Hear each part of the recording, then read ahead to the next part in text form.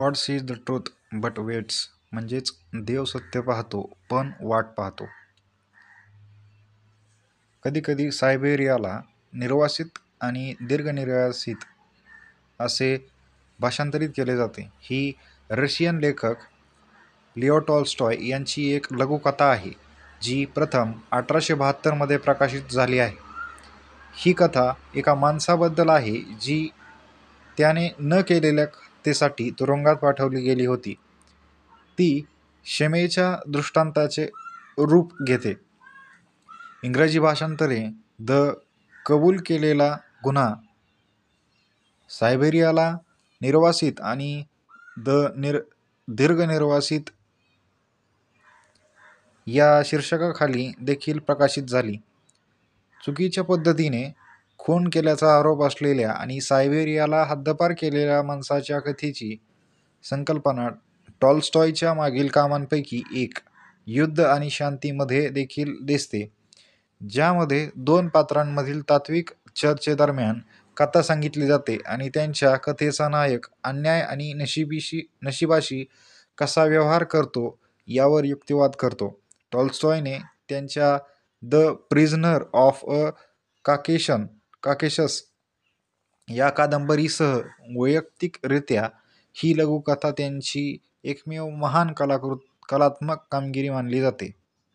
देव सत्य पाहतो पण वाट पाहतो. लिओ टॉल्स्टॉय यांची लघुकथा. देश रशिया, भाषा रशियन, शैली लघुकथा, प्रकाशन 1872 मध्ये प्रकाशित झालेली. सारांश म्हणजे समरी. रशियाच्या व्लादिमीर शहरात इवान दिमित्रिच अक्सिनिओव त्याच्या पत्नी आणि लहान मुलांसह एक यशस्वी व्यापारी म्हणून राहतो. एका उन्हाळ्यात अक्सिनिओव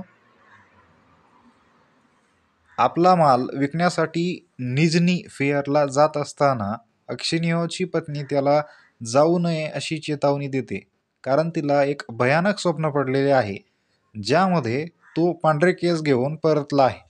अक्सिनिओव तिला हे भयानक स्वप्न पूर्वसूचना होती या चिंतेवर हसून भर घालतो आणि स्वप्नांचा अर्थ नशिबाचे लक्षण म्हणून लावतो. शहराच्या अर्ध्या वाटेवर अक्सिनिओव एका सहव्यापारीला भेटतो, ज्याच्याशी तो मैत्री करतो. ते दोघे रात्रीसाठी एका सरायमध्ये थांबतात, जिथे ते एकत्र चहा घेतात आणि शेजारच्या खोल्यांमध्ये झोपतात. अक्सिनिओव पहाटे उठतो आणि हवा थंड असताना त्याचे घोडे आणि कोचमनसह निघून जातो. 25 मैल चालल्यानंतर तो त्याच्या घोड्यांना खायला घालण्यासाठी थांबतो. या विश्रांती दरम्यान दोन सैनिक एका अधिकाऱ्यासह येतात आणि अक्सिनिओवला त्याच्या आदल्या रात्री भेटलेल्या व्यापाऱ्याशी असलेल्या संबंधाबद्दल विचारतात आणि नंतर तो त्याला सांगतो की व्यापाऱ्याचा गळा चिरलेला मृतदेह सापडला आहे. दोन्ही खोल्या एकमेकांच्या शेजारी असल्याने अक्सिनिओवला काहीतरी कळणे स्वाभाविक वाटते. जेव्हा अधिकारी त्याच्या सामानाची झडती घेतो आणि रक्ताने माखलेला चाकू काढतो तेव्हा अक्सिनिओव भीतीने थरथर कापतो. ते लोक अक्सिनिओवला बांधतात आणि अटक करतात. त्याची पत्नी तुरुंगात त्याला भेटायला जाते आणि त्याला गुन्हेगाराच्या वेशात पाहून बेशुद्ध होते. तेव्हा तो म्हणतो की त्यांनी झारकडे याचिका दाखल करावी. झार म्हणजे राजा, ज्याचा ती म्हणते की तिने आधीच प्रयत्न केला आहे. तो त्याला विचारते की त्याने खून केला आहे का आणि अक्सिनिओव रडतो. जर त्याची पत्नी त्याच्यावर संशय घेत असेल तर ती गेल्यानंतर तो विचारतो की फक्त देवालाच सत्य माहीत आहे आणि त्याने फक्त देवाकडेच अपील करावे. तो देवावर विश्वास ठेवतो आणि त्याची शिक्षा आणि औपचारिक फटके स्वीकारतो. त्याला सायबेरियन खाणीमध्ये काम करण्यासाठी पाठवले जाते. सायबेरियात 26 वर्षांहून अधिक काळ राहिल्यानंतर अक्सिनिओव एका धार्मिक वृद्ध माणसात रूपांतरित होतो. त्याचे केस पांढरे होतात, त्याची दाढी लांब होते, तो अडचणीने चालतो आणि तो कधीही हसत नाही.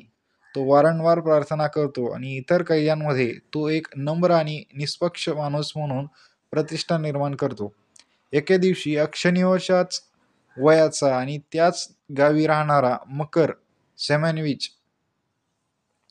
नावाचा एक नुकताच आलेला कैदी त्याला सायबेरियात का आणले याची माहिती देतो. प्रत्यक्षात त्याने फक्त घोडा उधार घेतला होता, पण त्याच्यावर घोडा चोरल्याचा संशय होता. तरीही त्याला दोषी ठरविण्यात आले आणि तुरुंगात टाकण्यात आले. विडंबन म्हणजे तो त्याच्या आयुष्यात सुरुवातीलाच खूप वाईट कृत्य करून सुटला होता.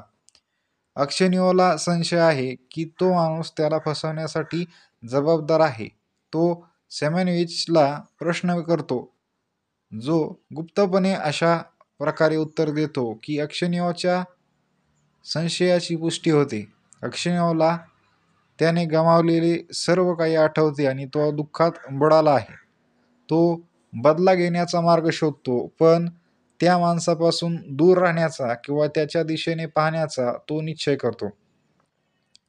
2 आठवड्यानंतर झोप न आल्याने अक्सनिओ तुरुंगात फिरतो तेव्हा त्याला सेमॅनविच त्याच्या झोपण्याच्या कपाटाखाली बोगदा करताना आढळतो.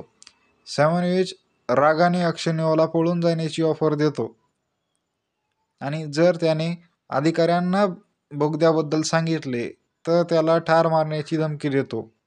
अक्सनिओ म्हणतो की सेमॅनविच आधीच त्याचा जीव घेतला आहे. सेमॅनविचने आधीच त्याचा जीव घेतला आहे आणि तो देवाच्या निर्देशानुसार वागेल. दुसऱ्या दिवशी सैनिकांना बोगदा सापडतो. गव्हर्नर कैद्यांची चौकशी करण्यासाठी येतो. त्यापैकी कोणीही बोगद्याबद्दल काहीही माहिती नसल्याचे कबूल करतो. सूड घेण्याच्या त्याच्या इच्छेशी झुंजल्यानंतर अक्सनिओ सेमॅनविचच्या सहभागाबद्दल त्याला जे काही माहिती आहे ते सांगण्यास नकार देतो, जरी त्याचा अर्थ त्याला स्वतःला शिक्षा होईल असे वाट असले तरी.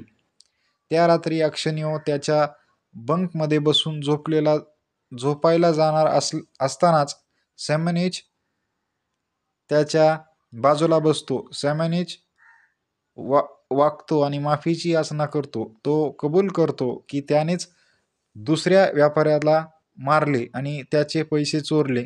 मग त्याने चाकू ठेवला जेणेकरून अक्सनिओ संशयित होईल. तो गुडघे टेकतो आणि क्षमा मागतो. गुडघे टेकतो आणि अक्सनिओ मुक्त व्हावा म्हणून गुन्ह्याची कबुली देण्याचे वचन देतो. म्हातारा उत्तर देतो की त्याचे आयुष्य आधीच संपले आहे आणि त्याला कुठेही जाण्याची जागा नाही.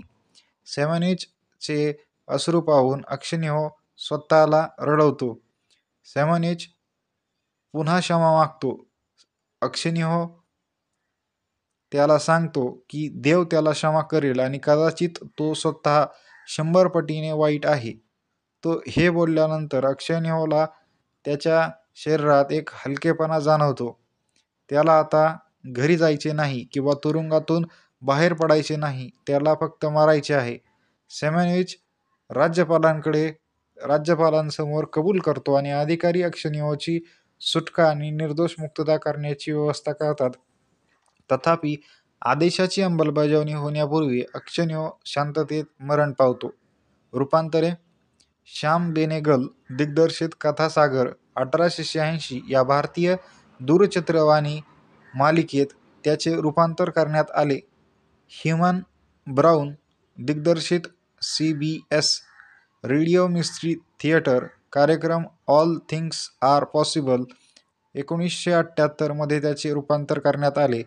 स्टीफन किंग यांची कादंबरी Rita Hayworth and Shawshank Redemption ही टॉल्स्टॉयच्या God sees the truth but waits या लघुकथेवर आधारित असल्याचे मानले जात होते, जी स्टीफन किंगने नाकारली आहे. त्यावरून टिम रॉबिन्स आणि मॉर्गन फ्रीमन यांनी अभिनय केलेला द शॉशँक रिडेम्पशन 1994 चित्रपट बनवण्यात आला. God sees the truth but weights ने 2016 फिलिपिनो चित्रपट द वुमन हू लेफ्ट ला देखील प्रेरणा दिली.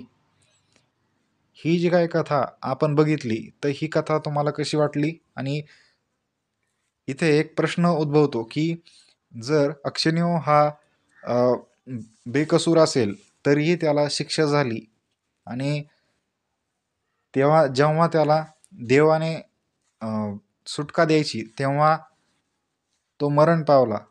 मग अक्षय्यने केलेली न केलेला गुन्हा आणि त्याला भेटलेली शिक्षा ही त्याच्या मागल्या जन्माचं काही असू शकतं का?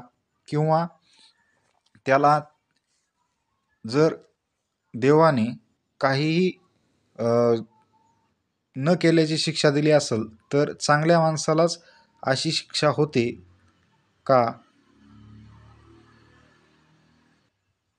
चांगल्या माणसांसोबतच असे वाईट का घडते?